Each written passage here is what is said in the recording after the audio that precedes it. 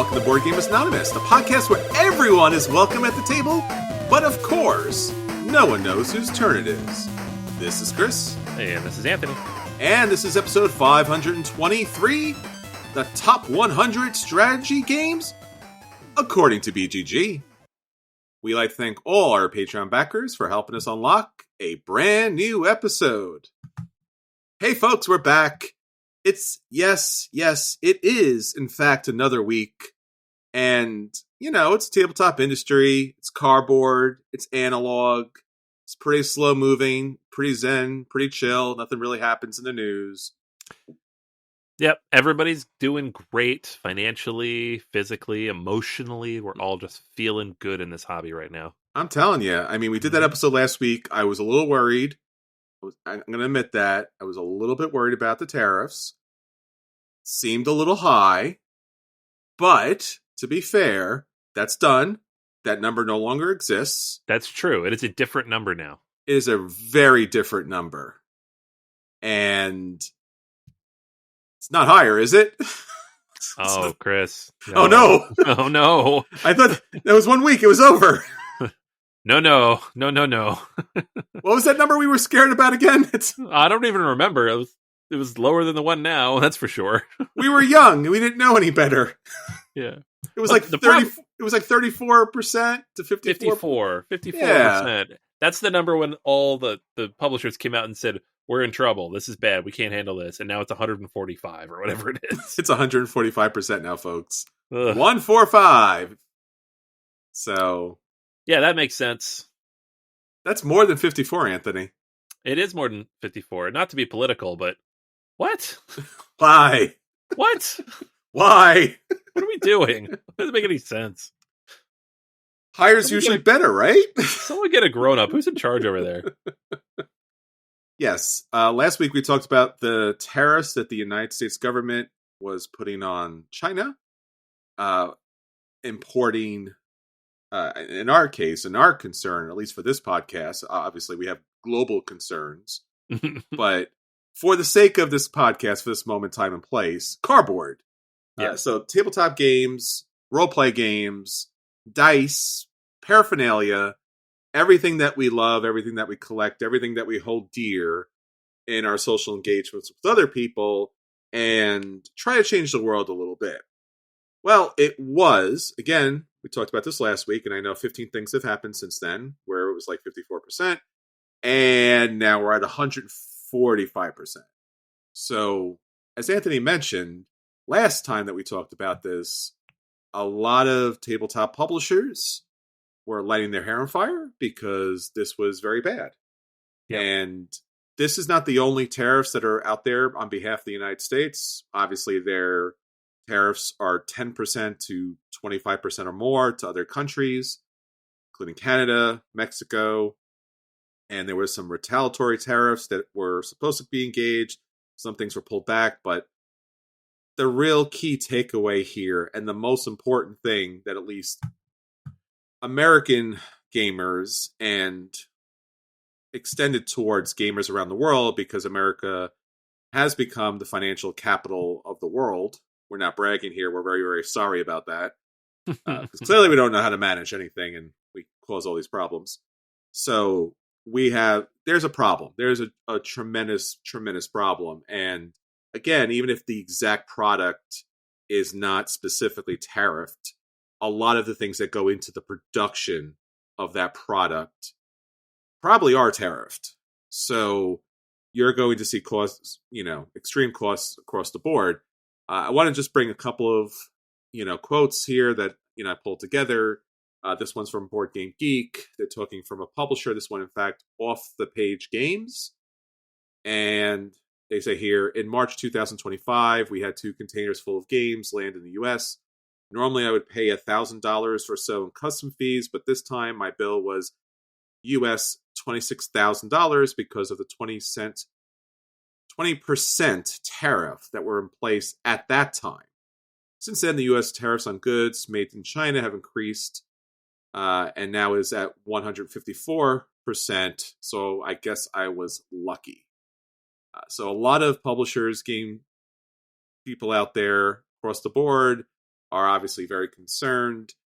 Uh, yeah, I mean, we could spend a whole episode going over this. I'm sure that, again, if you're not living under a rock is also being tariffed at this moment. Everyone is really dealing with a lot of problems here across the board. Every company there's a lot. There's just a lot across the board. So I don't know where to begin. I don't know where to end with this. I don't think anybody knows. And we're just holding on and waiting to see what happens next. GAMA is the trade organization for tabletop gaming. They made an announcement a little while back. They haven't made anything new announcements, at least not yet.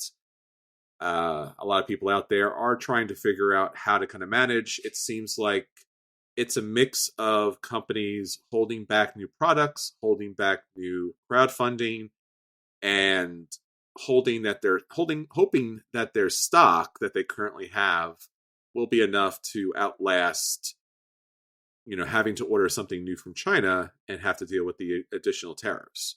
So this is an ongoing story. It's a changing story. We did not, on any circumstances, think it would be this dramatic. It could get worse, could get better. We're all hoping. A lot of people already have announced that they're pulling out of Origins. A lot of people have announced they're pulling out of Gen Con. I think I think about a dozen or so different companies have talked about that already. So stay tuned. We'll keep you up to date. I don't want to kind of ruin the fun that is typically the podcast, but it's something you should be aware of because a lot of you out there do have crowdfunding projects that you've backed, or maybe you're thinking of backing a crowdfunding project, and maybe you want to hold off on that a little bit because it just might be a little dicey at this moment. And your crowdfunding project might come back and go, either we can't get the game to you, or now we're asking you to pay additional monies for the thing that you backed. Yeah, I think I paid at least once, maybe twice, for Kemet, the upgrade expansion on GameFound. I just logged in today and I found another bill there. So they'd be charging for those tariffs. Yeah. So, challenge across the board for everything in tabletop gaming. So here's the hoping. I've been asking and hoping that we'll have some leadership direction on what to do next. Maybe there's something we could do as gamers to, reach out to our representatives, at least here in the US, to let them know that we are not happy about this. And it's just not an electronic thing. It's obviously things across the board. And, China is a trade partner with everybody and a major production partner. And companies have told this, and this is a lot of information out there. Again, if you're not aware, you can't just take production from China and then transplant it other places instantly. You're talking years.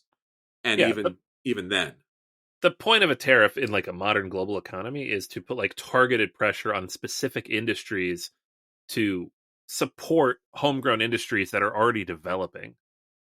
That's not what's happening here because it's a blanket tariff. It's covering everything. So it doesn't really work that way. Like, for example, if we had multiple factories that had already been opened in the United States that made board games, then maybe it would make sense to put a tariff, maybe not 145%, but some tariff on board games coming out of other countries to encourage people to invest in the manufacturing that is already developing here. But there is none. It's not possible. Nobody has the capabilities.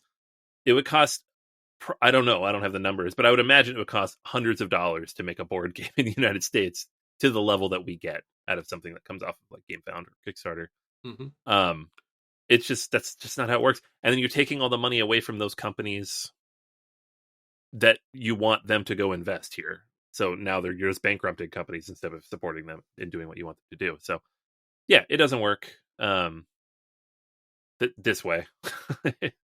I know there are very isolated situations in which very targeted tariffs do make sense, but they're almost always used by like developing countries with small economies. What are we doing? I don't know. It's a problem, and it'll continue to be a problem until everyone comes around and recognizes that we're not separate individual islands, but we're all connected. And what you do to one, you do to all of us, and it benefits all of us to work equitably across the board because we all benefit from that. So Do the right thing by other people, and it does come back to you. It does serve you quite well. And we're going to learn that lesson the hard way until, someone gets through their head. Seems like it. All right. Well, that's what's going on. That's what's going on with our new feature, trade talk. Yeah. Woo! Tariffs in cardboard. Woo! We're all having fun here. That's what you tune in for. Yeah. I mean, to be fair, we are an economic podcast. Oh, yeah, clearly. Well, that's what the real acquisition disorder is, folks. All right. We play economic games. Oh. And I have to say something here. I think it makes us more qualified to deal with the trade tariffs in other countries than most people who are actually making those decisions. I think so, considering how much more substantially we seem to understand it than they do. Yeah. So. Again, if for some reason you want us to do a whole episode on all of the companies, how this is affecting all the breakdowns, this stuff is up there in certain places on Board Game Geek and on social media. We would be happy to talk all of those things. I do know enough economics to kind of give you a sense of what's happening, and we could even relate it to tabletop games. But again, a deep breath, and let's get into some fun stuff, because that stuff will continue to be there and or change. And we will hopefully continue to be here and or change. That would be great. Yeah. All right. Well, that's what's going on with the world. Not necessarily tabletop gaming, but yes, I guess in part it is. Anthony, let's talk about some fun stuff that's going on with BGA. We have a little bit of a academic conference / convention coming up. Yep. Yeah, we're going to be bringing Board Game Academics Conference to the Strong National Museum of Play in Rochester, New York. Registration is up for that now, so you can register to join us there. There's an early bird pricing, which will be up for about 5 or 6 weeks. Get you in there for a little bit. 25% off the total ticket price. And it's going to be a 2-day conference. We're going to have all of our presenters who have submitted articles for Volume 3 of the journal, as well as some gaming time and a tour of the museum, which will be wonderful. One of the premier toy and game museums in the world. And yeah, it's going to be fantastic. It's by far the most interesting, fun venue that we've had yet. And we're really excited about welcoming everybody there. Yes, it'll be a great time. Anthony mentioned about the registrations up live on BoardGameAcademics.com. You could check your podcast notes for a direct link there. Also, we do have a block of rooms available. That is a 5-minute walk to the museum, also at a heavy discounted rate, because we really want you to attend. And we'll have a lot of fun activities and events and programming and game playing. We'll talk more about that as the time gets closer.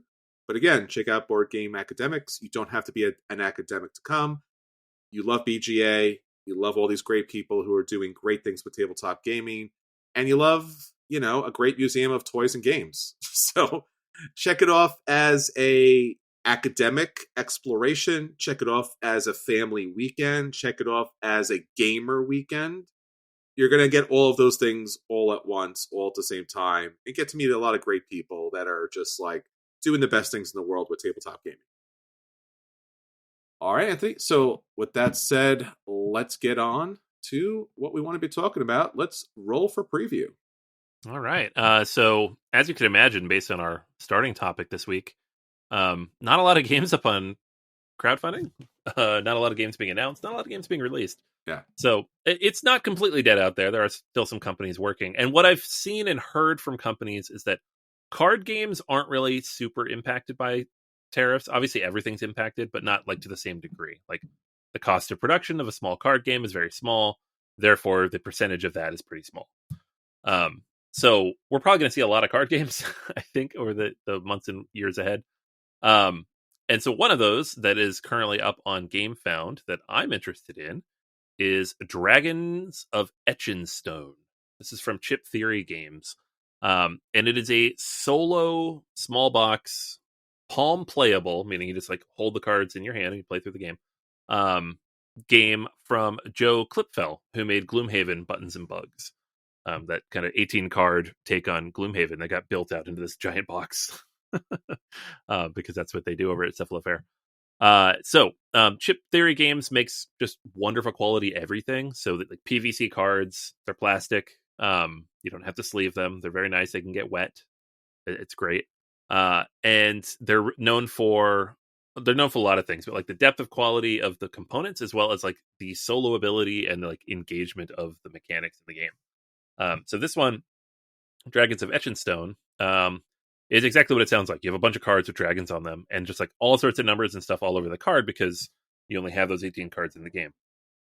And so you're like working through that as you kind of go through the deck of cards and trying to accomplish your goals. I love the games like this. Like this one in particular has been like compared to like Mage Knight, which I don't know how that's going to work.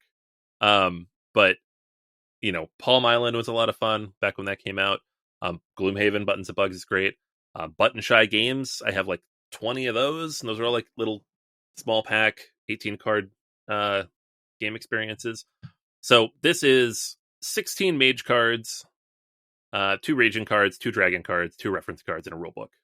That's it. That's what you get. So if you're used to like the big sprawling massive chip theory releases, like the Elder Scrolls release that they just did, that's like $250 full of stuff, it's not that. And there are no chips, despite the name of the thing. So it's definitely more on the smaller end. There are a couple little expansion packs as well you can get for like different dragons, different wizards. The game is on GameFound now. It's up for a couple weeks. It is kind of expensive, and I would imagine some of that pricing, again, is taking into account potential tariffs and things that are going to be paid. So they're saying MSRP is $40 for this 18 card game plus the 2 expansions, $30 on here. Seems like a lot for what you're getting, but I think we just need to get used to that being what games are right now. Plus, you got the premium there just for chip theory being chip theory, high quality production and everything. So it's cool. I'm looking like I'm keeping an eye on it. I think you cannot pledge just to get the game by itself, or you can. There's an add-on to get the game by itself. It's $15. The additional packs are $12 each. You can also get a really cool little deluxe wallet to put everything in. So then it becomes a wallet game, but that's another $15. So I don't know. It goes up from there. They do have a whole note at the bottom about tariffs and how they're handling it. So they're like, we'll take care of it. You can pledge with confidence. We're not going to ding you with like secret costs later. And they pretty much said, we've priced it with a level of confidence that it will mitigate the completely and utterly wild curveballs of the tariffs. So I do think they've baked in some of the cost here. But it does look cool. It's great artwork. And, you know, if you are just itching to back something because nothing's up right now, this is you can never go wrong with a chip theory game. So yeah, Etchinstone. I have my eyes on it.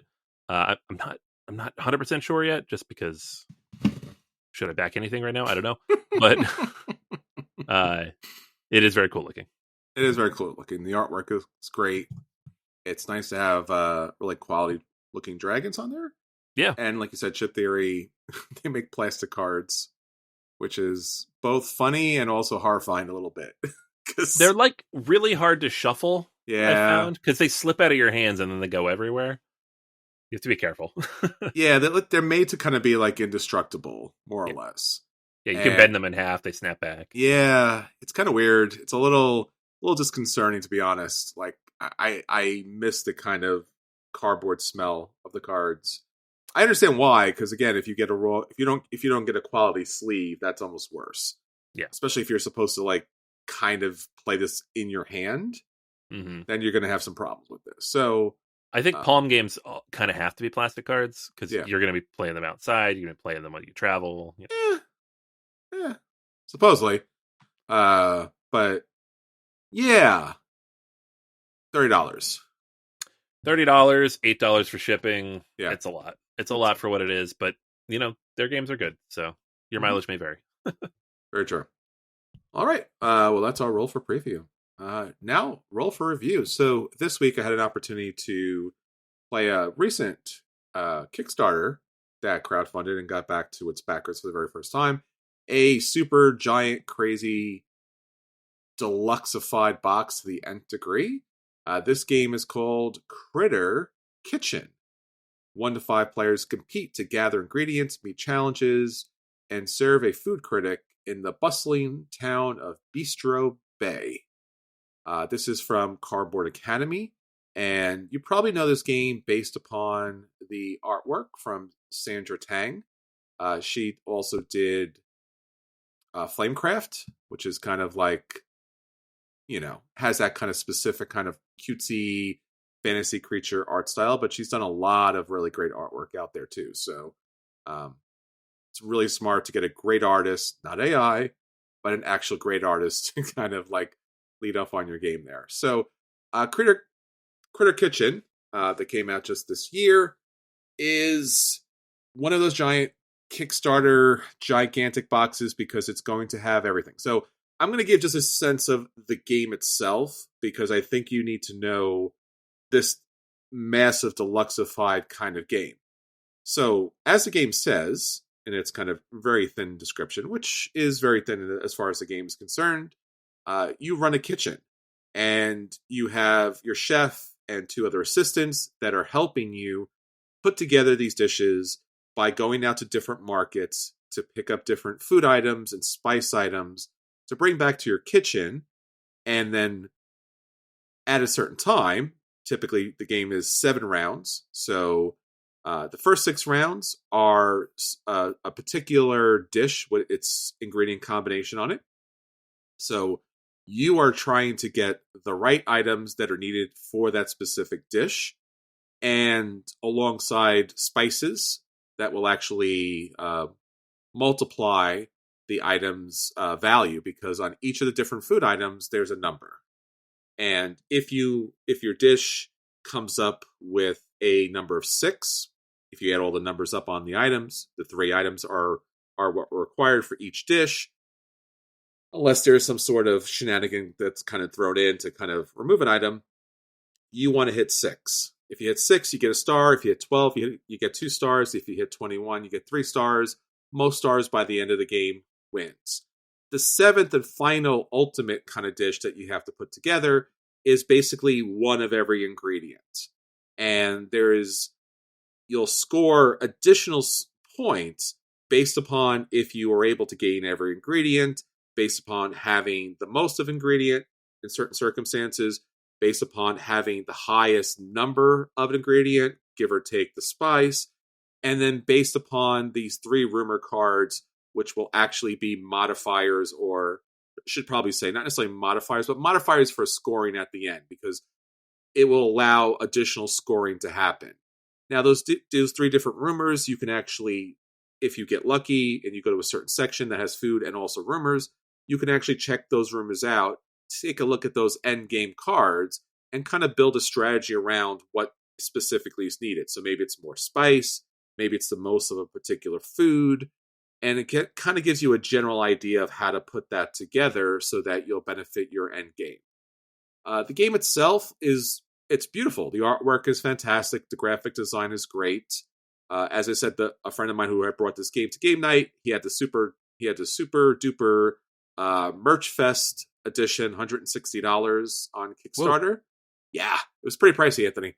Yeah. So the actual gameplay itself, to kind of get you there, since you do have 3 workers, you're actually doing your programming, Anthony. So these different locations on the board, which are going to have the food, you're actually going to put your 3 workers out, and those workers are going to go out based upon the 3 cards that you place down, because you'll figure out what ingredients that you need. And then everyone reveals at the same time. Your workers go out to this location. The smaller the worker, the earlier in that they'll be able to take an ingredient. And then the larger they are, the more ingredients they could take, but the later they'll go in the choices. So you could be challenged. You gain, depending on what you really want, you want the smaller worker, but you're getting less items. There's a lot of tie breaking that comes into play here. This game plays up to 7 players. It also plays solo. I played at I think we played at 5 as far as the player count is concerned. But it plays up to 7. It has components, at least at the Super Deluxe Edition version. It has components for all 7. But it's a very light to medium contract completion game. You have your 3 workers. You pick 3 location cards. When the workers are figured out who goes first, you'll decide, what you're going to take. And then one of the last areas of the selection areas of the board is the academy. And the Academy has a specific sous chef, which is an additional worker with additional special ability that you'll be able to play if you're able to get that special worker. And then there's also critic cards that kind of change or modify certain scorings at the end of the game. The sous chefs that are hanging out in the Academy play a very big role, mostly because there is about a dozen of these additional wooden tokens, screen printed wooden tokens, along with character cards that you'll be able to pick up. So when you get this on the table, it took up this whole game with 5 players, which is a lot of players, took up one of those giant super deluxe luxury game tables. It took up the whole table. So it's got the Flamecraft footprint. Even I would say even bigger, just because it has so much stuff that's out there. Because even you have your own player board, which is a screen. You have your challenge plates. You have your critic plates. You have your tokens. This is a light game that didn't need this level of production unless you love this level of production. Yeah. And if you do, great. Do you need the 24 sous chef tokens? No. You just needed 1 sous chef token to represent all the possible sous chefs that could possibly go out there. And that would have been more than enough. But this game does have a lot of expansion material at that kind of bigger, costly level. So you can play a lot of different ways. As I mentioned, it does play 6 to 7 players. So if you did want to have everybody fight out for all these different food resources, you can. Again, there's not a lot of strategy in here. It's really tactics. Like, you're being very tactical about maybe I can get this, maybe I can get that. But again, it's blind bidding in that kind of way. And you don't know what characters are going to be out there. And since there's so many tiebreakers in this game, you're constantly getting like less than what you think. So you can pick this game up, at least this on Kickstarter itself. There was a $40 level, which was the base level of the game. I think that's more than what's needed for this game. Like, $40 price tag, perfect for this game. You do not need the $80 version. You definitely don't need the $160 version. No. My friend who actually picked up the $160 version was like, why? Why did I do this? It looks great. Artwork's great. Graphic design's great. The tokens are great. The expansion materials also great. But also it never levels up past a light tactical strategy game. You could certainly play this with kids. This seems easier to play than Flamecraft. So if Flamecraft was a little bit on the heavy side, you could certainly play this. Although kids might be disappointed that they think they're going to get a thing and absolutely not going to get a thing. Because that tends to happen a lot in this game where you're like, oh, I'm smart. I'm going to put this little character out there. I got nothing. Yeah, so that would be tough. But overall, very good production. Overall, excellent artwork. But a light game. And again, this could be very disappointing if you did back this thinking that, the expansions and the other stuff might add a little bit more to it. But it gets a play for me, a light play. I will say my one criticism with the theme here is the artwork is great. The production's great. But the food that you're making and the food items themselves are so basic and traditional that I never felt I was really playing in this animal anthropomorphic kind of world, because you're collecting mushrooms and meat and normal fish and carrots and bread and wine.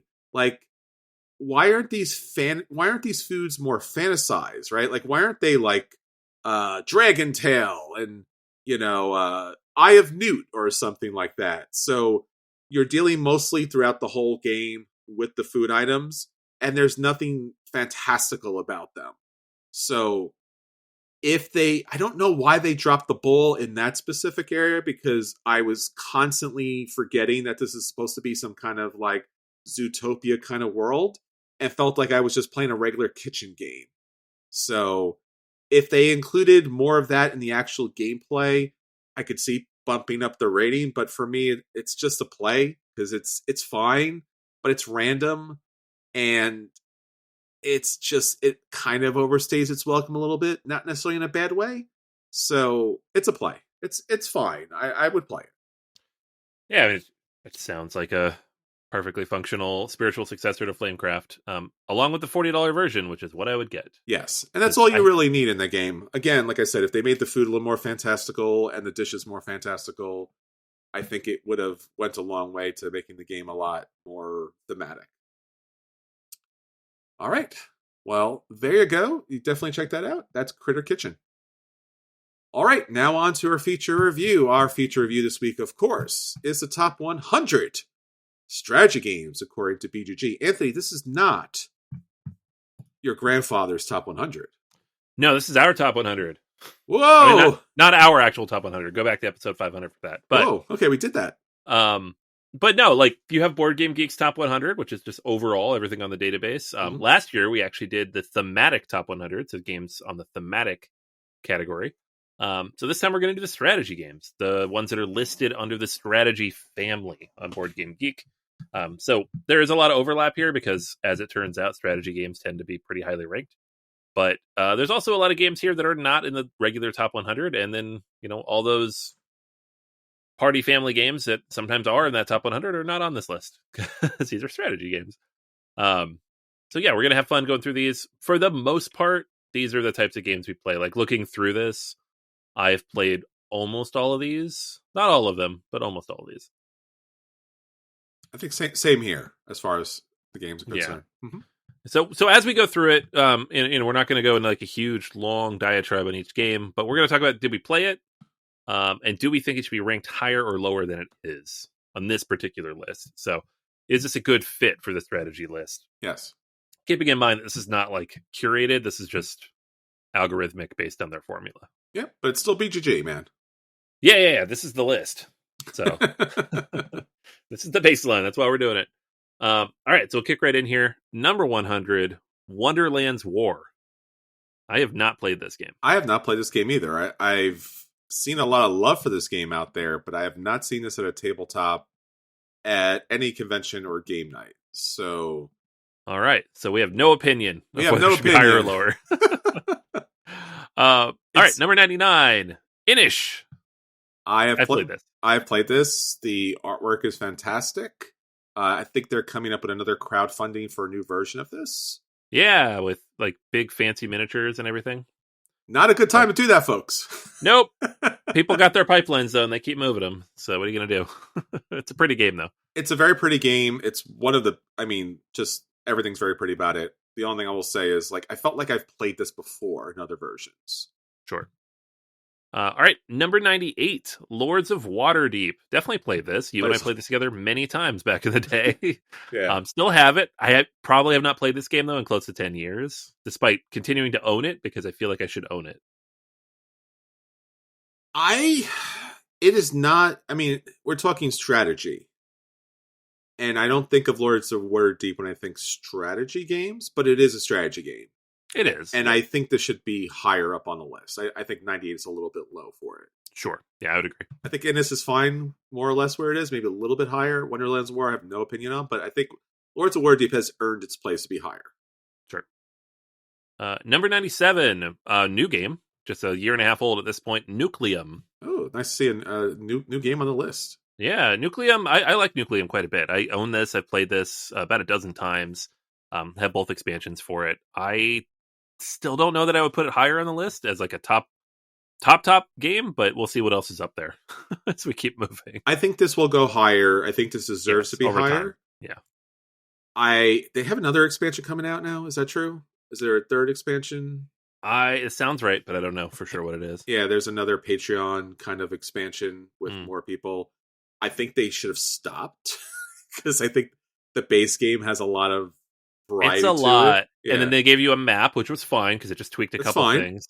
And then they gave you like a whole like sub mechanic. I'm like, now you're adding too much. Too much. And now you have a pack of cards with like additional like asymmetry. I'm like, no, it's way too much. So the game itself, if you haven't played it, has like you have to ask everybody. Again, I love this about this game and all games in general, but it's the base game is just a little too much as far as like everyone has like 600 different powers going at the same time. Yeah, it's a lot. Yeah. Number 96, I will tell you, I don't think this should be this high. Splendor Duel. I agree. This should not be this high. Yeah, I mean, I've heard this is very good as a duel game, but I'm not a huge fan of Splendor, but whatever. But on the strategy list, no, No, not so much. not so much. 95, Age of Steam. This is a classic. I've definitely played this a couple times. I like it. I have trouble delineating all the different versions of this Yes. that Martin Wallace has made. Like, which one is it? But the more recent Vital Lacerda production is very pretty as well. Yeah, I'm happy with this where it is. I don't remember if I played this, to be honest with you, but this is fine. This is a fine placement for it. Yeah, I think it's fine. 94 is Mombasa, which, fine. The game is good. Like, mechanically, it's good. Sky Mines is not on this list. Which is weird. Yeah, it just hasn't moved its way up yet. So I would just say swap that with this, because that game is exactly the same mechanically with a couple of additional things on the flip side of the board. And I really feel like it should just be on the same. I mean, this is the Through the Ages kind of argument, or the TI4 argument. Like, if it's a slight variation of the same game, just put it in the same category. Sure. So for Sky Mines, it would be a little bit higher for me on this. Yeah. Oh yeah, if it's Sky Mines, for sure. Yeah. Put it up. Lorenzo Il Magnifico at number 93. This is one of my favorite just straight Euro games. I love this game. I would definitely put this higher. I played it way many times. Same. I think it should be higher on the list as well. Yeah. 92, another new game. This one came out just last year. We played it over the summer. Arcs from Cole Worley. I still only played it the 2 times. I actually sold my copy because I couldn't get anybody to play the big long campaign with me, and the base game was just fine. I think this is fine where it is. I have not played the additional campaign, so I can't speak more to it. Right. I think this game benefits from that additional campaign. I would agree. Because I think the base game is not quite this high, but you throw that in there, people seem to love it. I had this conversation this past Saturday with somebody. They had the Arcs, the base game there, and they were asking about it, and I was like, you really need the extra expansion content. And the owner of the board game store said the expansion content sold out immediately. So I think that everyone agrees with that. Like, the expansion content is where the game kind of comes into full focus. Yeah, the base game is fun. It's good, but it's not like mind-blowing. No. All right. Number 91, another base game here. Clank, a deck building adventure. Played this plenty. Uh-huh. Don't dislike it. Don't own it anymore, though. I mean, it's fine in the 90s. But it's, for me, this is like a Lords of Waterdeep situation. I'm like, it's fine here. It is a good strategy game. It's on the lighter end. I would not put it higher. This is more of a tactical game than it is a strategy game, because you're really just trying to deal with like how much Clank is hitting the dragon. Yeah, you still have to build that deck though for what you're trying to do. I don't know. Are you telling me that Lords of Waterdeep shouldn't be higher than this? It should be higher than this. Yeah. Swap these two. There you go. I'm fine with that. Yeah, I agree with that. Okay. Write a memo. Let them know. Number 90, one of my top 5 games of all time, The Voyages of Marco Polo. Sure. I've played this game 99 times, apparently, according to Board Game Geek. I should get another play in, get that 100 in. Yeah, this is an all-time great for me. Wonderful strategy game. I would put this significantly higher. Yeah, it should be higher. There's not even a question about that. Yeah, very good.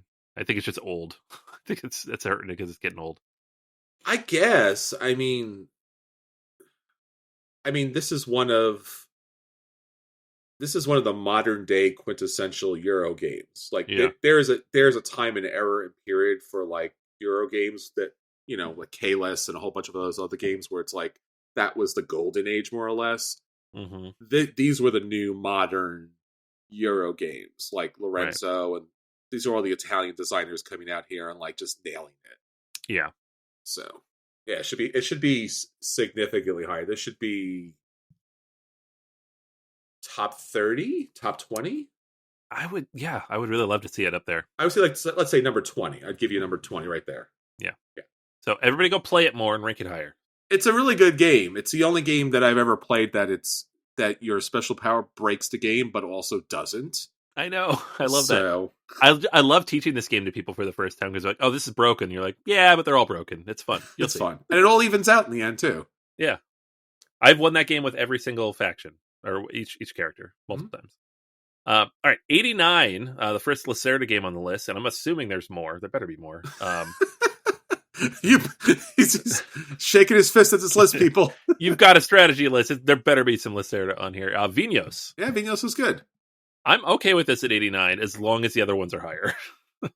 Yeah, I think this is Lacerda's game that gets the least amount of love because I think Tuscany / what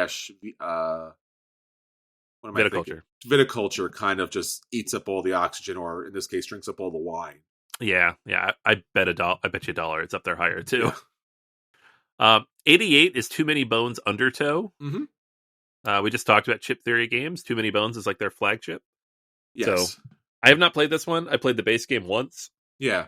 Didn't love it, but I played this. This is their 1 to 2 player version, and it's actually a better version than the big game because you can actually get this to the table. Okay, great. Yeah. 87 is Aeon's End. I actually like this game quite a bit. I owned a lot of stuff for it for a while because the designer lived in Pittsburgh and just dropped stuff off at the store periodically.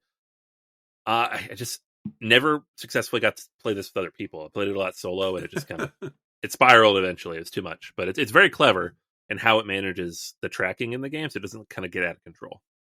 Yeah, I think you got me a copy of the base game at one point, and I just could not get a group together for this. Yeah, it's a co-op game where you need like 4 players to play, and yeah, it's good though. It's good. I recommend it. 86 Dominant Species. Shenanigans at 86. Yeah, one of the all-time greats. Put it higher. No, vote for it, folks. No, this needs to be a top 10. I'm sorry. Yeah. Like, there's challenges with it, but this is a top 10 game. Make a day of it. Make a night of it. Like, play this game. Like, you'll see. Like, this is a fundamental wrong in our universe happening right here. Oh man, no, it is 86 Dominant. If you told me 86, I would have laughed and come on, like that's not a thing. Yeah, and there's some games up here that I'm looking where you're going to be like, what? So it's going to happen. Yep. All right, 85 is another Aeon's End. This one's War Eternal. No. Same thing we just said about Aeon's End. It's good, but I didn't play this one. And why are there 2 Aeons here? It's a standalone. Compatible. That doesn't matter. I know, but I bet you $1. I'm betting you a lot of dollars right now. We're probably going to see more Clank up here too, so it's going to keep happening. This is higher than Dominant Species. It is. This is going to be my refrain for the rest of the episode. Yeah, just going to keep going back. That one's higher than Dominant Species? I mean, that one's higher than Dominant Species? Yeah. 84 is El Grande, though. That's a good one. That's a very good one. That's a classic. Yeah. I still haven't played this. Oh, no. Oh, man. They finally released a copy that I could find and get around the time where I'm like, my collection's full. I'm happy. So I would have bought this like 5 years ago, for sure. It's very good. And it deserves to be on this list, but it is a little dated. That's the only thing I will say. 83, we could kind of skip over this a little bit. Eclipse New Dawn for the Galaxy. This is 2011 original. Come on, Eclipse people. 1.0. Come on. Yeah, it's still ranked up there. I bet it was higher before. It's probably dropped over time. They need to fix this thing. I know. This is like the 1,000th time I've complained about this. I know, sorry. and it's going to be more of it coming. Oh yeah, and I will continue to complain about it. All right, 82, The Search for Planet X. I've not played I see this game on so many lists, and I've still not played it. I've never seen it at the table. I have never seen it at the table. I don't see the appeal, to be honest with you. I know, but people love it. I guess. It's right here on the list. I've never seen it at the table, so sure. So it should be lower. Yeah. All right, 81. 5 Tribes, The Djinns of Nakala. Played this a few times. Mm-hmm. I like this game a lot. The puzzle of this, the formula of it, how you break it down is really, really fun. What I don't like about this game is playing it with other people. There you go. Because it's like 2 hours on the box, or an hour to 90, whatever. And it takes like 3 hours to play. And you're like, guys, come on, just do something. Like, I'm thinking, I know you're thinking, but you're not going to get it perfect. Just take your turn. To be fair, this is a crazy game, right? Yeah, it is. Especially because, again, you can play this game with 4 players, and this is a Mancala game. So if you don't know Mancala games, basically, you're going to pick up and drop pieces all around. So you really do have to wait until it gets to your turn to know what your move is going to be. Yeah.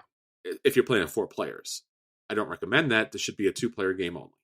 That's literally what Board Game Geek says. Best at 2. Only 2 people. Save yourselves while you can. Mm-hmm. All right.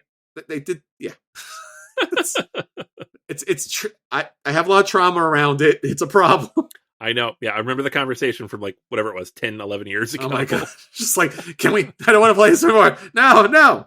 I own a copy. It's a great game. At two people. I owned a copy of this for like 8 years, and I only got rid of it eventually because I'm like, I'm never going to bring this to the game night again. What am I doing? I should pass it off to somebody who will. It's fine at number 81. It's fine. Yeah. Number 80, a game I know you love, Tricarion. I love it. Illusion. Yeah. This is a great game, and it's had some updated versions of it, steampunk wizardry, so to speak. This deserves to be higher just because it is a crunchy game. It is a really significant crunchy game. And Mind Clash, yeah. Mind Clash.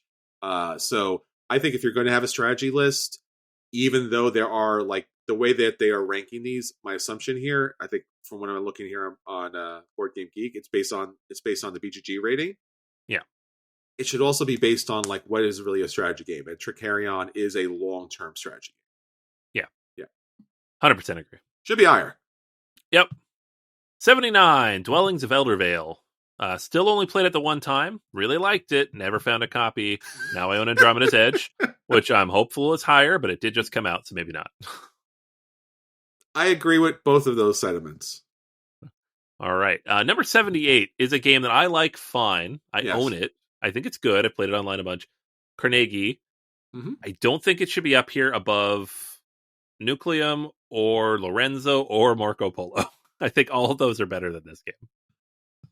I agree, if I remember correctly, because I wanted to get the deluxe version of this, but did not get the deluxe version on the Kickstarter, and then refused to pick up the silly lighter version of this.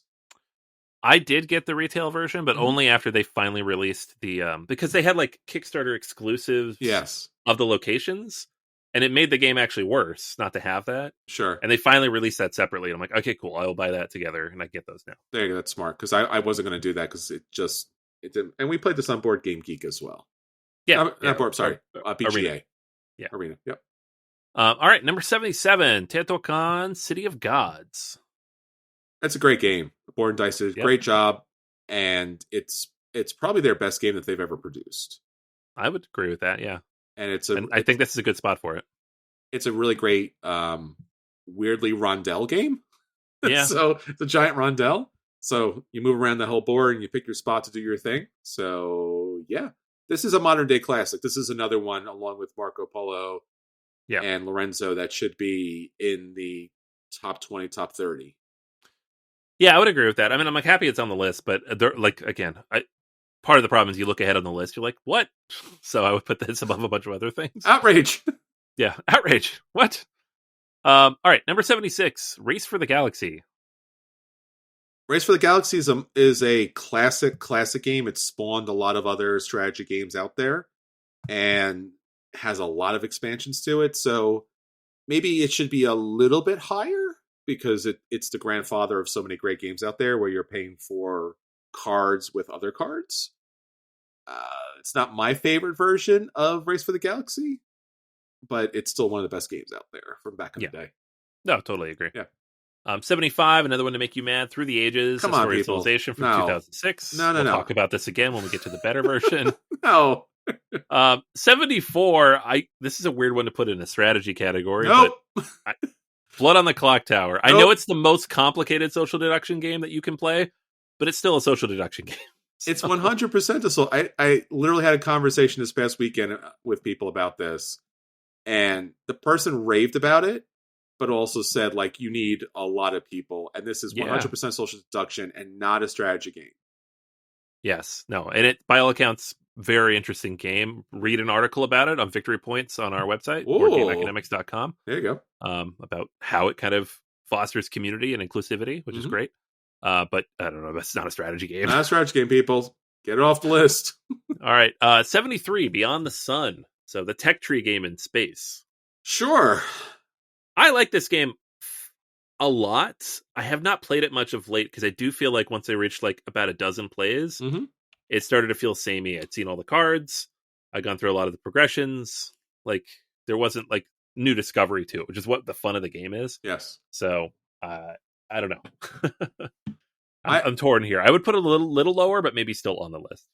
Yeah, I've played this game a lot too, especially on Board Game Arena. Yeah. And it is a very stripped down version of a tech tree. That being said, it's a very good tech tree. Yeah, it's fun. It's a fun experience. Yes, but I think this is one of those games that could be a little bit higher on the list. Maybe 1 or 2 slots, but that's it. Like 73 is not a bad spot for it. But no, I think it's okay. Yeah. 72 is the White Castle. This was a very hot game, I think, of late. I love that I have not played this game yet, and it's being played everywhere. Like, everyone's playing it. I'm just like, it's not hard to find. Some of these games are like, wow, you got to find someone with a group. I'm like, this game takes like an hour and a half, and it's small, and everybody has it, except for me. And every time I walk over to the table, they're like, we're done, and I'm just like, come on. Yeah. I'm like, you want to play it again? They're like, nah. I'm just like, is it good? You guys play it everywhere. Like, nah, it's fine. I'm just like, I had it. I did not love it. I gave it a 6. So I would definitely put it lower. I think it's like there's a novelty to it. It's small. It's in that small box. It's very pretty. I just don't think the decisions are very interesting. I mean, decisions are all what a strategy game is. This should not be this high on the list. Wingspan Asia at 71. So kind of a standalone Wingspanish thing. So more making Chris mad, I'm sure. Yeah, don't do that. Put it in one slot, man. Like, yeah, it just doesn't. It doesn't work, man. They got to figure out a way to handle that. Yeah. Agricola Revised Edition at 70. So we're just going to assume that the regular's not on here, so you don't have to get mad at it. All right. Agricola, this is yours. Number 70? Yeah. Agricola built this house. And then it burned it down, and it made you pay for it with food. Well, initially it built it with wood, and then it went back and built it with stone, and it scored more points for it. So, and it built an expansion because the family grew. So, there's no way there's no way that this is supposed to be number 70 on strategy games. I agree purely on vibe, not on how much I like the game, which you all know already. Yes. So I do think it should be higher, just because I know what people's feelings are about this game. Yeah. All right. 69, Mechs versus Minions. This is pretty light. It's a cooperative programming game. Yeah. So there's strategy for sure. I played this. It's good. I enjoyed it. Mm-hmm. I wouldn't put it up here. No, I wouldn't think it is a strategy game, but again, I wouldn't think of this as a game in the top 100. I mean, the production's fantastic. Riot Games did a great job. It's programming, so I don't. It's still strategy, but number 69, no. 68 is Power Grid. That's a good pick. It's a good pick. Power Grid's an all-timer. I feel like Power Grid should be the breaking point, though. I think Power Grid should be like 50. Yeah, that'd be good. Right in the middle there. I think right in the middle, because I think it's an all-time great game, but it's also like it's 21 years old. Yeah.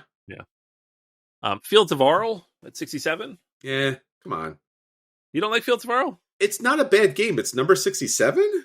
Yeah, no, I mean, it shouldn't be above Agricola. But no, it's not even close. I like it more than Agricola, but it's the same game, just like made for 2 players. No. Le Havre at 66. That should be higher. Yeah, Le Havre is great. This is not my favorite of his, but like maybe my second or third. It's not my favorite of his because it will haunt your dreams. Because if you're not playing at the right player count, or if you're behind a certain player at a certain point, you will. It will beat you across the head. Yeah. But it is a superior, significant strategy game in tabletop history, and it just should not be 66, man. No. I'm sorry. All right. 65, and we're getting a lot of this now, the Kickstarter effect. Yeah. People ranked games higher because they paid a lot of money for them. Darwin's Journey, this is not 65 for All right, so I paid a lot of money for this on Kickstarter, and it should not be number 65. If this was number, I mean, again, I caveat here with the expansion. If this was like number 98 or 99, I'd be fine with it. I could see that. Yeah. Revive at 64. This game has grown on me a lot. I like this game quite a bit, and it's ranked. I've had this since it came out, and then I played it a couple times. I put it on the shelf, and then I saw how hot it was. It kept moving up. It's in the top 100 now, and I'm like, And then going back to it, I'm like, no, this is good. Very abstract, so thematically it's not doing much, but it's a good mechanical puzzle. Yeah, I've seen this a lot, but when I see it at the table, despite the fantastic artwork, I don't want to play something that abstract, so I've not It's played it. post-apocalyptic. I know that's not really your thing. Nah, So. I already live there. Yeah. Why would I want to play a game about where I live? Yeah, no, I hear that. Come on, man. Jeez. All right, let's go back in time then. 63 is Zolkin, the Mayan calendar. This is a good one. It should not be number 63, though. Like, it needs to be higher.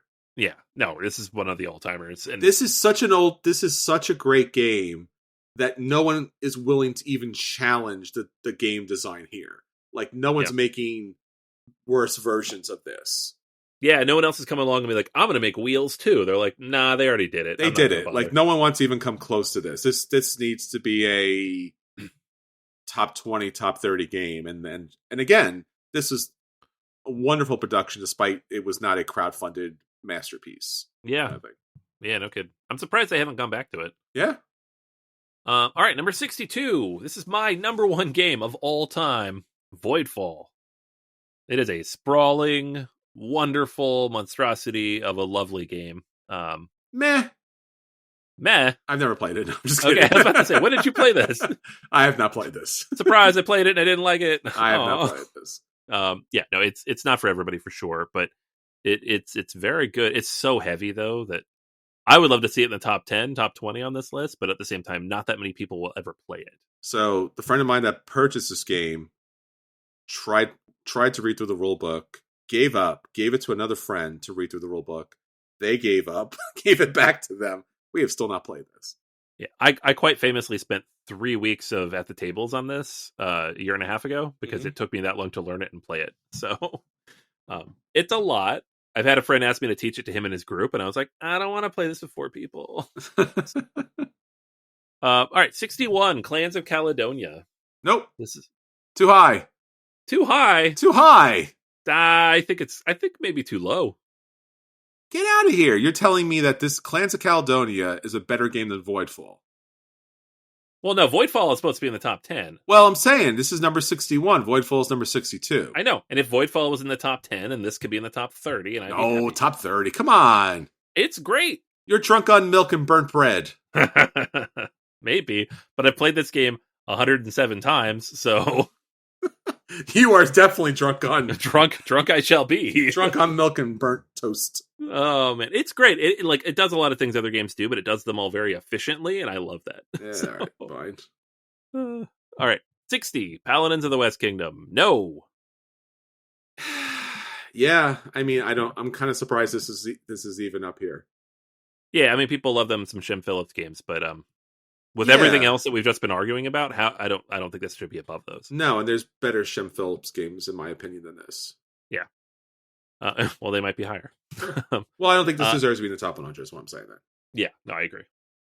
59 is Concordia Venus. Sure, should be. Venus is great. I think it's my favorite way to play Concordia. Mm-hmm. I'm assuming Concordia is probably higher though, so same problem as usual. Yeah, but I think as you mentioned, this is the best way for to play that, and this should be the standard going forward. So I think this should be significantly higher. This should be a top 20. I'm gonna go with top 20, top 25. I'm with you on that. Yeah. I think they should do more team-based Euros. It's fun. It's so much fun. Yeah. If you play Concordia and you even just kind of like it, play the team version of it. It really just opens the game up. So good. 58 is Agricola. I mean, come on. No. First off, it's not high enough, and second, don't give me 2 listings for the same. I love how it's like in there twice, and it's like 70 and 58. I'm like, come on, guys. It ruins the list, man. How could the revised edition, which has better rules and pieces and things like this, be? Again, it's just a rating. Situation. Yeah. All right, 57's Blood Rage. Blood Rage. I like this where it is. I think it's a great game. It's a good strategy game. It's loose as all heck. It's not a very tightly wound game, strategically speaking. So it ends up being kind of tactical. All right. Maybe 55, but yeah, okay. Okay, 55. Yeah. Well, especially if the next one's Maracaibo, 56. I like Maracaibo, but I actually play it with 1 or 2 people. So Oh my goodness. I think I play it in the ideal way. With 4 people, this game is bananas. It's Oh too my long. goodness. You just take a nap while you play this game. It's so long. 4 or 5 hours for like what should be a 2-hour Euro. No, and you're just racing around the map and oddly like colonizing certain spots. And it's a handful of a game. Yeah. And I don't think it belongs. It does not belong as number 56. I mean, maybe 156. I would put it as. Yeah. All right, number 55 is The Gallerist. This is another Vital Lacerda game. The second one, we're getting more on here. This is my favorite Lacerda game, which I think there's people who agree, but I don't know if a lot of people put that at the top. But it's the easiest to teach. It's the quickest to play of like the big boxes, and I think it's the most elegant mechanically. There's not a lot of things you have to do, and they all flow together in a very smooth, thematic way. So I would put this higher. Yeah, I think this should be a 40 or 45. 40. Yeah. I think 40. Yeah, that sounds right. 54, Grand Austria Hotel. Too high. I agree. I like this game a lot. It's very fun thematically. It's just a cool theme to play through. Yeah. But you've said it 100 times. Like, the game is fundamentally misbalanced. Yeah, the employee cards, and it's just wacky. And then the expansion was great, but the expansion was just like, we're not going to fix the game. We're just going to add more stuff to the game. So the problems are just diluted. Sure. All right. 53 is Puerto Rico. Yeah, this game's got some problems, bro. Yeah. I still never played it because by the time I came to my attention in the hobby, I'd learned that it was a problematic theme of all things. So. Yeah, I didn't realize that until I actually played it. Mechanically, it is very good. Play the better version of this, which is fundamentally the same, but a little bit better as far as production is concerned. 1897. Yeah. Play that version. Don't play this version. Right. And you'll have a better time with it. 52 is Pandemic Legacy Season 2. I haven't played it. I haven't played it either, so part of me is like, I chafe at a pandemic game being on this list, but at the same time, I haven't played it, so I don't know. We've had this conversation about legacy games just in general being on this list because they're a one and done situation. Right. So I don't know. I think it should not rate the same way. I don't know, because the games fundamentally are based on like multiple plays. Because if you play it once and that's your experience, that's weird. I don't know. Like, I don't think any publisher or designer other than these legacy series games understands that. Right. Like, it's games fundamentally should be able to be played multiple times. Again, it's probably a great game. Have not played it. Would be willing to play it. And even if it's very good, which I'm sure it is, considering what people have said about Season 1, I still feel like it's a different animal altogether. But they have a lot of weird things on Board Game Geek, so I'm not so really surprised. Sure. 51, Clank Catacombs. Our second version of Clank. Yeah, I played this. Yeah, I have not, but it's Clank, so I know it. It's a better version of Clank. Okay. Again, it's weird to have multiple versions of the same thing. I guess the fundamental change here is this is like a module board, which you kind of place out there. So it kind of opens the game up a little bit. So you're not playing the same map and the same strategies. So this should be, I don't think it should be 51. It should be like 75. And I still think it's still fine. But yeah. Okay. Yeah. Number 50 is Caverna, the Cave Farmers. Should be higher, but Caverna is a great game. Does take long-term strategy to be successful. Yeah, I'm happy with this up here. Yeah, top 50 is good. Obsession at number 49. Happy to see that. Yeah, it's fine up here. Maybe a little bit higher, but sure. Just played this one semi-recently, and I was like, yes, right, I love this. I remember this. Deck building and worker placement and tableau building from a independent, designer. Fantastic. Yeah, very clever. Great Western Trail, New Zealand at 48. I've not played. So almost certainly going to be more of these. Well, moving on. 47 is SETI. Oh, here he goes. Extraterrestrial Intelligence. Wait for it. Here it comes. Go ahead. It's a great game. It's a great game. That's it? It's awesome. It's going to be higher later because it's got an 8.4 rating, Yeah. which is higher than almost all the games on this list. Uh-huh. It just came out recently, so it doesn't have enough plays yet. So I would expect in a year from now, this will be in the top 10. Top 10 a year from I now. think so. Wow, people mark the podcast. This has the vibe and feel of it, of like all those games that kind of shoot up like an Ark Nova or a Terraforming Mars. It just keeps rising until it's at top 10. I think it'll be top 10. I don't think it'll reach top 10, but I think it will be higher. I agree with that. I'm calling it. Y'all hear me? Top 10 in a year. SETI. It's a good game. 46 is Everdell. Yeah.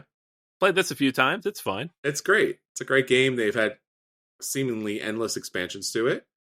It's weird having it this high.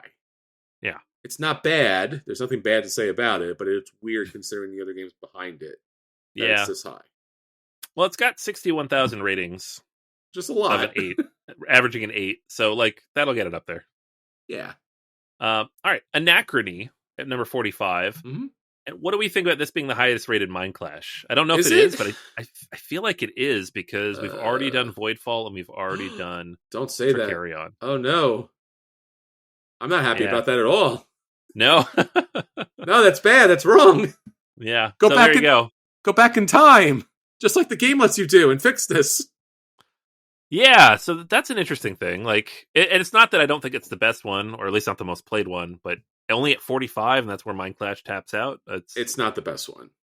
Well, no, I don't think so either, but it's not a bad game. I own it. It's just, it's weird that it's this high up, and it's not.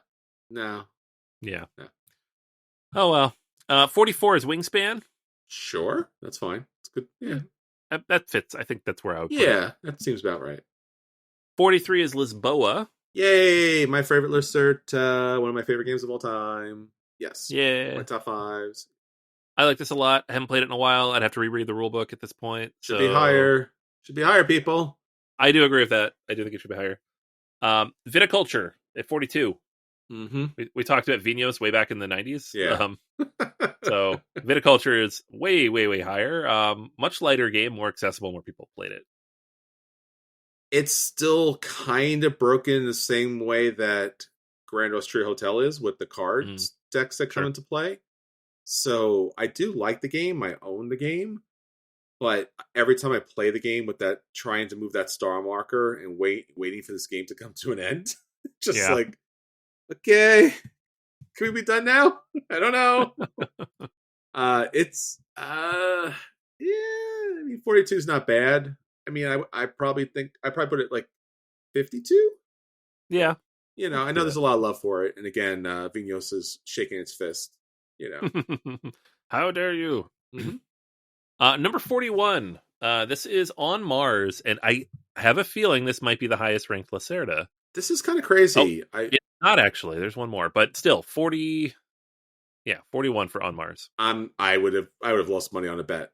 I would never have thought that On Mars would be number 41, ahead of Lisboa and ahead of Gallerist. This is one of those ones where I feel like I would have played it like 100 times, except it came out right before COVID, and I just I played it like 3 or 4 times with my game group, and then it went on the shelf, and I just really haven't pulled it out much, other than like trying out the expansion a couple years ago. It's less accessible. It's more of a brain burner. It's more of a abstract puzzle. The expansion does a lot for it, so maybe because of the expansion it's higher. Maybe. But I would not ever think this would be number 41 ahead of the other games. It is surprising to see it above the Gallerist, which is more accessible, and above Lacerda or Lisboa, which was such a breakout hit. Yeah, I don't get it on that. Yeah. Underwater Cities at 40. Should be higher. Should definitely be higher. This is still manages to be the best at what it's doing here. Yes. Because none of the other games have taken its core idea of breaking down into the deck down into chunks. I mean, come on, people. It was there with Seven Wonders with the errors. I mean, we keep getting the same stinking game over and over again. We get Earth, we get Wingspan, we get all these games. I'm like, just do what Underwater Cities did and break down the deck. I mean, the same thing to do with Ark Nova, too. Yeah. It's just like, I get it. Like, you don't want to do the math, but like, do the math. I know. Your deck's Vladimir Suchi's like, I'll do the math. I'll do the math all day. He's the man. I love the math. This should be a top 10 game. Yeah, I agree. Mm-hmm. Food Chain Magnet at 39. Yeah, I forgot we haven't seen any splatters. Yeah, I don't think they get the plays. I mean, this one does, but I don't think any of the others do. I'm assuming we're not going to see any more splatters here. I don't think so. They're so expensive and hard to find and kind of ugly that nobody plays them. Yeah, so, and this had the super updated version of it. This is the most played by far. They went through like 5 print runs of it over 3 years. Like and people, Lucky Duck. Yeah, and the new one for sure is going to push it even higher, which almost certainly will have a separate entry and will drive you crazy. It will drive me crazy because it does not need a separate entry. It's the same game. They said it in the crowdfunding. It's exactly the same game, just better components. Yep. Which it did not need. No, it didn't. The one Splutter game that doesn't need better components. Come on, people. All the other Splutter games need your love. Yes. Oh my gosh, please. All right. 38, PAX Premier 2nd Edition. I love this here. I think it's a great spot for it. Spot. Paul Whirly Gig's first game. Mm-hmm. Beautiful production. Yeah. Great upgrade to this game, too. Yep. 37 is Mage Knight, the board game. All-time great solo game. You can play with 2, and it's good. It's very, very good. Mm-hmm. Do not play with 3 or 4. I don't know why the box says that you can. You just absolutely should not do it. So much AP in this game, which is perfect for solo play because you have to work through all the puzzles. I would put it higher personally, but it's pretty niche, so I could see why it's here. I've not played this, so unfortunately I can't talk about it. All right. 36 is Slay the Spire, the board game. This is kind of weirdly hilarious. This is here. Yeah. It's very, very good. And you know what it is, though? It's got an 8.72 rating. It's a very good game. I'm not mocking it for that. I don't know if it's what I would consider a strategy game. More tactical. No, it's pretty tactical. Yeah. I mean, there's a little deck building, but the deck building isn't like dramatic. Like you're not putting the Magic deck together. And it's cooperative. Maybe I guess the strategy comes in the co-op. Like I'm going this way, you're going that way. With I don't know. It's 2 choices. It's just 2 choices. I do agree with you. It is a great game. I put it in my top 10 last year. Yeah, no, great. But yeah, I think there's a lot of other games on this list I'd like to see higher. I've broken the video game version of it, and I played the board game version with you, and I like both of them. Yeah. Mm-hmm. 35, Root. This could be higher, or this could just stay here. I would definitely put it higher. Okay. Looking ahead, definitely would put it ahead of a few of these games for sure. I just think it's an all-time great war game in terms of accessibility and replayability. It's short.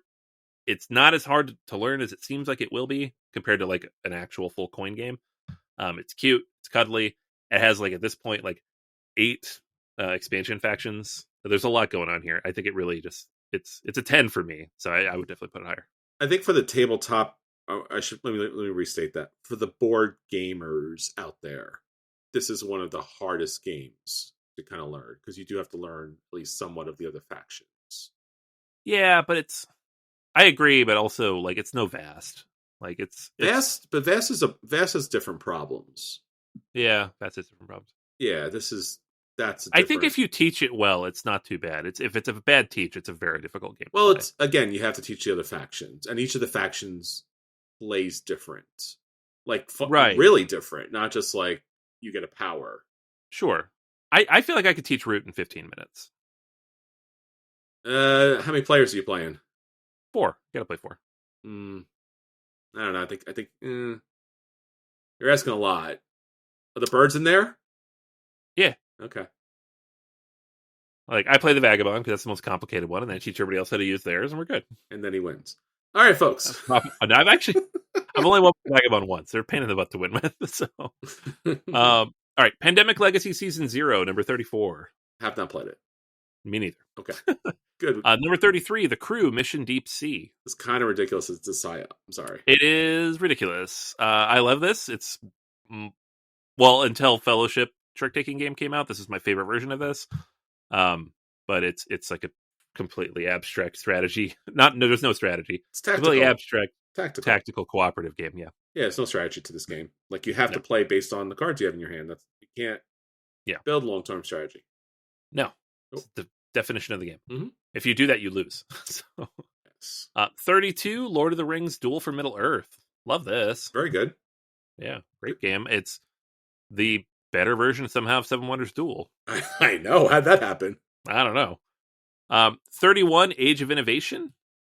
I haven't played this. You should play this. I have this. It's very I good. meant to play this. Yeah. This was my one purchase at Gen Con the year before last. Mm-hmm. I lugged it around, got lost in my luggage at Newark Airport, found it. All the pieces were somehow still there, even though they tossed it. They were like, this is too heavy for me. They had opened it. The pieces were not where they were. They were Yeah. out of the bags, and yet they still put them all back, which was nice of them. So, number 30 is Terra Mystica. So, got the 1-2 punch there. I'm not a big fan of Terra Mystica for a couple of reasons, but it should be maybe a little higher. Just a little bit. I agree. Well, the thing is I agree, but also I know Gaia Project is probably up there.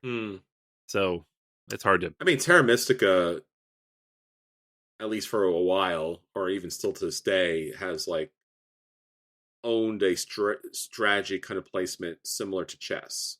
Yeah. Like the forums alone about how to play out strategies, where to start, what to do is just so massive. It's really kind of impressive. Yeah, it's a tough game to rank because like I had all three of these. I got rid of Terra Mystica, not because I didn't like it, but because I had Age of Innovation and Gaia Project, which I would rather play either of those. Sure. But I don't know. 29 is Hegemony. Great game. This is 29's not bad. Maybe 25. I think it's a good spot for it. Yeah. It would probably take about 20 minutes to explain. Again, it does seem massive and heavy and scary, but it's not really that bad. Okay. But it should be just maybe a couple clicks higher on this, and it might actually get there, considering its ranking. It's such a new game too. Yeah. More people have to play it. Orleans at number 28. Great game. Bag building all day. Big fan. 28's fine because bag building is a thing. Yeah, I'm okay with 28. I don't love this as much as other people, but I'd happily play it if it's at the table. Yeah, I mean, first and foremost, for me. Well, first and foremost, you must have the extra tech tiles to enjoy this game. If you don't, there's one way to always win this game if you are the first player, and I've talked about this a long time ago. It's kind of broken in that way, but the new technologies do allow actual play, and it also has expansions to it. A lot of expansions, yeah. There's a big box coming out that has everything. There's a couple, like 3 expansions, I think. I think there's like 3 expansions. 4, maybe? Oh. Like 2 big boxes and a couple small ones? Yeah, the small ones was, like I said, the extra tiles and stuff like that. But there's like Invasion, and then there's a couple of other... Intrigue. Yeah. All right, Orleans there. 27, Lost Ruins of Arnak. It's a great game. Good spot. I'm perfectly happy with that. I think it's actually spot on. Yep. 26 is Barrage. I said Barrage it's fine. Barrage is a funny one. Like the first time we played it, I hated it because it was taught so poorly. Hey, I won that game. I know. Well, that based on nothing because we were playing it completely wrong. So. It was a variant. The variant where Chris's wins. No, it's a good game, and it's a good game. It's not a bad game. It's a good game. It's so much to learn and teach. It's up there with like. I don't know if I'll ever play this again because I have to relearn it all. It's a lot. It's a good game. It's a lot. Yeah. It's 26 is a little high for me, but I could see it. Yeah, it's a little chunky. 25. Now this is the highest Lacerda. Kanban EV. Is that? I'm wondering. Is that because it's the most recent? I mean, it's not the most recent. When did but maybe it was come out? No, it came out on Mars. Came out in 2020. And Kanban came out in 2022. No, Kanban's 2020. Yeah, and one's on Mars. On 2020. Yeah. Came out the same year. Yeah, that's what I'm saying. Like, new. Oh, 2020, -2. Yeah. Yeah. I was like, what are you talking about? Yeah, that's true. Of the ones listed here, it is the most recent. And again, this had earlier versions. Yeah, that's true. The game had been around for at least 5 years before that. It's a very good game. Very, very good. And the EV version makes it a lot better because the board was such a mess, and then Tool cleaned it up. Yeah, it's great. I I have no problem with it being here. Just I think some of the illustrators should be higher, but it's also very good. And number 25 is great for it. Yeah, totally happy with that. 24, Too Many Bones, just by itself. Same game, but more players. Yeah. As we talked about with Undertow previously. I didn't love it. Maybe move it down. I would move it down significantly. 23, Seven Wonders Duel. Well, look, Seven Wonders Duel did it to it themselves. It needs to be lower now. I just swap it with Lord of the Rings. Yeah, why? Don't give someone a game mechanic unless you know where they're going to point it, and right. Yeah. You've been replaced. I'm sorry. Yeah, you got to go down, guy. 22 is Scythe. I have fallen out of love with Scythe, although I've never played Fenris, but we're not talking about Fenris. Nope. We're talking about base game Scythe, and I just don't think it's that good anymore. Yeah, I don't know if any of these games were under the consideration of its expansions. We've talked about the expansions a couple of times. I don't hate it being number 22, but I don't think it needs to be number 22. I think number 32 is just as fine, or number 42 would be just as fine. I'd be happy in the bottom 50. I think that's a little too far for me. The base game by itself just really... The last 2 times I played it, I was just like, all right, I'm going to do this, this, and this, and this. And then I did all those things, and I won. Like, it wasn't... And maybe I just haven't played this game with, like, a table of, like, highly skilled Scythe players. But I don't know. Look, it's... The action selection thing is cool as far as the boards. Sure. How your own boards modify based upon the actions that you're taking. So your action boards become more powerful. There's resources that you're gathering. There's explore tokens, which kind of give you different options, a little bit more of a story. And there is that kind of troops on the map. So you can be more war-based, you can be more, economic. So it is somewhat still the perfect hybrid game. You could argue Blood Rage, I guess, otherwise, but this is probably more on the economic side. So I think it earns its place in the top 50, but I would agree, not 22. Right. All right, 21 is Concordia. We talked about Venus. Yeah. I, again, still like Venus better, but this is the formula for that, so it's still very good. Yeah, I would swap. It should have one listing, and number 21 is fine for Concordia / Venus. Yeah, I agree with that. All right, the highest ranked Mr. Rosenberg game is, of course, A Feast for Odin at number 20. Boo! Love it. Boo! Love it. Higher. Go higher. Take your funny shaped food and move down the list, my friend. Oh, man. Check out YouTube and our tier list. We go at it on this at length. Number 19, Great Western Trail 2nd Edition. I've not played the 2nd edition. Played the 1st edition.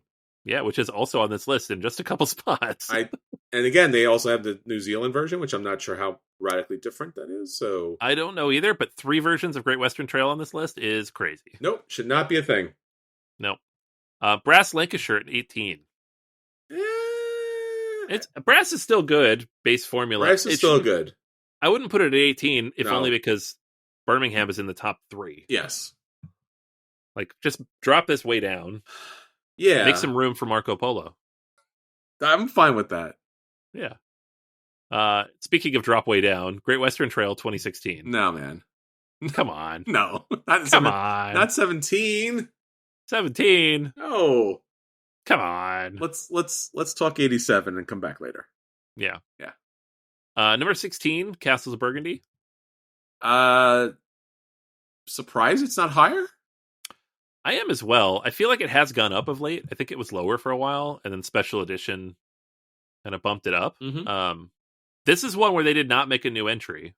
So this is still the same end. They did not make a new for the Fancy Edition. So maybe they won't do the same thing. Why, BGG? Why? Why do you... Make up your mind when you're going to do this. I don't know. Okay. All right, 15, Eclipse, Second Dawn for the Galaxy. Sure. The new one, the good one. Sure. Yeah. Just get rid of the old entry. Yeah, get rid of the old entry. This is perfect. I think it's a good spot for it. It's a very good game. Twilight Struggle at number 14. Sure. Yeah. I haven't played it. Oh, you haven't played this? Okay. No.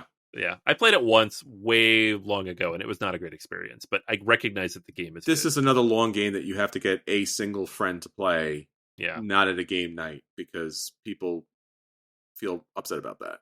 It's a 4-hour game with a 1-hour teach. It's At for two people. players. Yeah. Yeah, not ideal. All right, number 13, Through the Ages: A New Story of Civilization. So That's great. again, the new version, the good one. Maybe a little bit higher, but sure. I put that top 10. Yeah. Oh yeah, agreed. Especially because we have next up Frosthaven at 12. No, not even out yet. Come on. No one's. I mean, this is out. It's second edition of Gloomhaven's not out, but come on with the Frosthaven. It's just Gloomhaven with more stuff, and it's not what I would call a strategy game either. No, I mean, there's some strategy as far as building your deck long term, but that's it. So then we get to number 11, which is Gloomhaven: Jaws of the Lion. Come on, people. Same. Number 10. So this is one of the few like co-op games where I'm like, yes, this one's a strategy game. Yeah. Spirit Island. Oh, very much so. Yeah. That's why it's so good. It is. It is actually a strategy game. Yes. You're not just reacting to things as they come at you. You actually have to build a strategy. It's not just grinding. It really is different things are happening. And it's not random. There is some randomness, but you know what's coming. You know when the troops, like when things are going to build up, when you're going to have problems. Yes. You can plan for it. Number 9 is Gaia Project. So we talked about the other two Terra Mystica project games. Mm-hmm. This is the highest rated of them by far. Sure. I think it's the best mechanically of the bunch. I do like Age of Innovation quite a bit. This is still how you're ranked for me personally, but you got to like the space theme. It's very dry. It is very dry, yeah. Mm-hmm. Number 8 is Terraforming Mars. Yeah. I mean, not number 8. No? No. Okay. I mean, 12? I love this game. 12? I don't know that I... 12? Yeah. I could see moving it below. I mean, this is, if you said earlier about the expansions, right? Right. Like, if Prelude's in the game, great. Yeah. If you're drafting the cards, great. But if you're playing base Terraforming Mars and someone decides to build a tableau to Egypt, then you're in for a bad time. Yeah, we've all had that game. Yeah. We're like, you're sitting down with 4 people and 3 of them are like, I'm going to get points. You're like, am I the only one who's going to actually progress this game towards the end? Okay, we're going to play for 9 hours. Yeah, so I think that, put aside the artwork situation, like I think that's just the one fundamental flaw. Yeah. That is addressed later on. Yeah. So if you add the prelude, if you add the initial draft of the 10 cards, which Anthony will he'll be upset if you don't draft those cards. Seriously, never doing it again. I will get up and leave. I don't care if I don't know you. And obviously the situation where you do move ahead one of the tracks. Yeah. Yeah. Then then you can give me a top 10. But until you do that, it's outside the top 10. We're just rating the regular games here, yeah. Yeah. Number 7 is Dune Imperium Uprising. And I'm going to throw this in here too because number 6 is Dune Imperium. Yeah, this is hilarious. How about we collapse these down? I know they're different games, but it's not really a different game. No. Yeah, and I think Dune Imperium Uprising will jump over it at some point. I mean, it's right below it right now. Yeah. So give it a minute. Number 5, Twilight Imperium 4th Edition. Sure. And I guess I knew this, but I'm surprised 3rd edition isn't on here. I guess it's been long enough that it's fallen off the list. Mm-hmm. It's been 8 years. But yeah, this is an all-time great strategy game. Yeah, number 5's a good number 4 too. Yeah. Yet another Haven game, number 4, Gloomhaven. No. Okay. No. Okay. No. It wasn't an actual okay. It was okay. That's the expression after playing 40, 50 missions and still doing the same grind. I know. Yeah. It's a good game. It's a great game, in fact. It's very good. Yeah. It's a grinding tactical game that I have 32 plays listed on BGG. And I don't want to play it again. No, I'm same boat. Like, I actually finally sold my copy. I found someone locally who wanted it. I'm like, please come take it from my home. It weighs 35 pounds. All right, number 3 is Arc Nova. Aha! Here's a game that shouldn't be in the top 5. Whoa! Since everybody says I hate it, let's go to town. I have said many times, and I will say it again. It will begrudge you, my friend, but I think this will be eventually the number 1. I don't know. Not because of me, but because people do love this game. They do love this game. Yeah. Again, Although not me. they are making a new light version of it, so we'll see. And they're also coming out with the 3D model pieces. Oh yeah, big fancy version. So that might give it the kind of brass Birmingham effect to it. Could do that. Yeah, I'd be happy with this in the top 50, but not number 3. Yeah, okay. Sure. I'd begrudge it if it was in the top 50, but I'm fine with that. Yeah, I still own it. I'd still play it, but yeah, it's got issues. Number 2, Pandemic Legacy Season 1, because it's been up there forever. I have not played it. I have. It's great. And number 1, Brass Birmingham, which is the number 1 overall in general. So this is, I don't know, Brass Birmingham is amazing, and it's still funny to me. It's number 1 of all games on this list. It could be like any of these Euros; they're all very good, but this one in particular is the one that broke through and rose this high. I don't disagree with it. I just think it's funny. Would you put a different number 1 there? Number 1 strategy game? Because I would. It wouldn't be Brass for me. I don't think it'd be Brass for me either. I think honestly, it'd probably be Twilight Imperium. Okay. Like, or because like my personal top games like Voidfall, Root, I don't think they're the best necessarily strictly strategy games, but just scrolling down here, that's a tough question. I mean, Through the Ages, Through the Ages for sure. A New Story of Civilization is all about its strategy over multiple civilizations. Like, if you do not make good choices early on, you're going to feel that. Yeah. So I think that certainly deserves consideration for the number 1 there. Any Vitella Serta game has kind of earned its spot, so you could say that it's up there. And I think obviously you like, I think your number 1 was Voidfall last year. My number 1 was Hegemony. Yeah. So I think both of those games, they're youngsters in this, so maybe they don't hit there immediately, but I think that they get up there. I would also be fine with Food Chain Magnet. I think that's a game that like I respect, and if that hit number 1, I wouldn't be mad at it. Underwater Cities, I'm a little bit biased to that. I think that's a great game. It doesn't have to be number 1, but if it got there, I wouldn't be too mad at it. Right. So, and then again, there's a lot of great games here. All the strategy games are, in their spot. I know obviously you love Voidfall too. If they can ever find a better way to kind of, melt that rule book into something that actually people can read through instead of having every rule in one book. What a dumb way to do that. That was an incredibly dumb way to do it. It's so hard to read. I was listening to we played a Kuntahora, the City of Silver, which maybe I'll talk about next week for the first time. And the CGE kind of playthrough of it, or the teach of it, was basically they were reading the rule book. And I had heard other people also talk about the game. And again, that rule book challenged a lot of people to actually play the game, amongst other things as well. But I think the problem is that the people who end up writing the rule book are the ones that are so well versed in the game that they make assumptions when they're writing the rule book that things. And I think that if the rule books are meant for somebody to read, to learn how to play the game, which means they've never played the game whatsoever, then somebody with fresh eyes needs to come in here and write those rule books. And it's just never the case. Or almost never.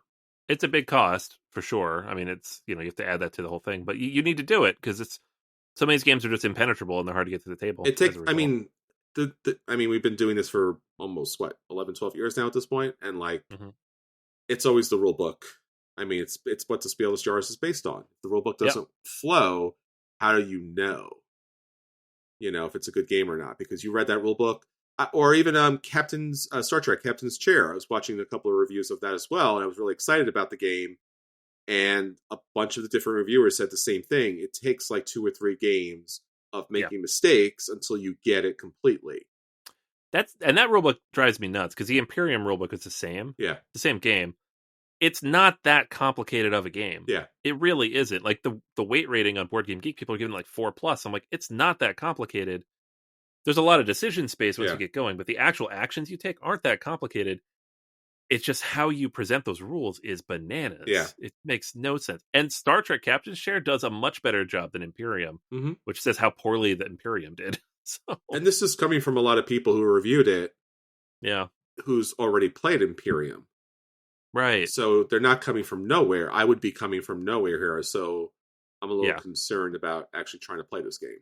I would not, like any of those games, I would not learn from the rulebook. I would ignore the rulebooks completely and just watch videos. There you go. And just use the rulebook as a reference. That's a problem. It is a huge problem, but the game is worth it. It's very, very good, but the rulebook is really bad. All right. So what would you place as your number one here, Anthony, as far as strategy is concerned? I think I'd still go with Twilight Imperium. Okay. You're thinking hours and hours ahead. Yeah. Like I would love to put Voidfall up there, but it's a game where it's doing a lot of different things. It doesn't feel like that pure like strategic mindset. I don't feel like I'm on campaign against other people necessarily. I feel like I'm in my own head fighting this puzzle out. Sure. Which is fun and I love it, but Twilight Imperium just feels like the ultimate strategy experience. Gotcha. All right, well, there you go, everybody. That's the BGG Top 100 Strategy Games, supposedly, of all time. But we know it's going to change, because that's what BGG is all about. Hopefully you enjoyed these lists. Hopefully you heard about some new great games out there that you'll be able to get to the table. And until next time, this is Chris. And this is Anthony. And we'll save you all a seat at the table. Take care, everybody. Bye.